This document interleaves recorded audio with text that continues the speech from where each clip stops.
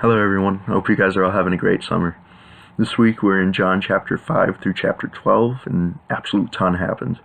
We had Lazarus brought back from the dead, the beginning of the I am statements, and we had a whole bunch of different encounters with the Pharisees over different things, and they all kind of culminate to Jesus proclaiming that he is God through all of these different actions. He's proving himself to be God and through all these witnesses and actions. Today I would like to kind of compare John chapter 5 with John chapter 9. These are two fairly similar stories, but they have two different outcomes based upon like the person the miracle happened to. In John chapter 5, you have a man who's waiting outside the pool of Bathsheba, and he believes that if he enters the pool after the ripples start happening, that he'll be healed from his we don't actually know what it is, but most people assume like a paralysis or something like that, which prohibited him from entering. And so he's putting his faith in this, and Jesus comes up and asks him, he's like, do you want to be well? And of course he's like, yes, I want to be well, but I can't enter the pool. And once again, he's putting his faith in this phenomenon or whatever is happening, and instead of putting it into Jesus, who can do it right then. And Jesus kind of responds by telling him to get up and walk, and he does so. But instead of talking to Jesus or like praising Jesus or praising God or anything like that, he just walks away.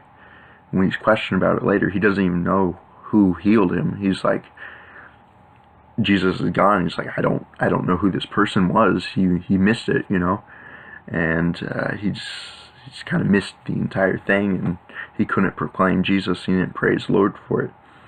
And then in comparison, you have John chapter 9, you have a man who's born blind, and Jesus says not because of his own transgression or his own sin, he just was blind. It's not because of his sin, his parents' sin, he's just blind. And so he goes up to him, and he spits on the ground and makes mud and smears it on his eyes, which that's an awesome way to gain your sight back. I mean, Jesus spit on your eyes, that's pretty cool.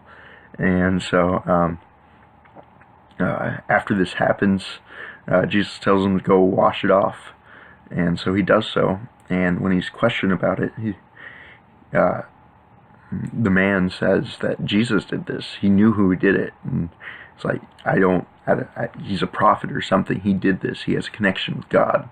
And so the Pharisees, like, unsure that this miracle actually happened, they talked to his parents, and it's like, yes, his parents confirm that this man is his son and that he was born blind, but they're unwilling to stand up for Jesus, saying that this Jesus did this, and they're unwilling to say that Jesus is God, because they feared excommunication from the synagogues, the Jewish church.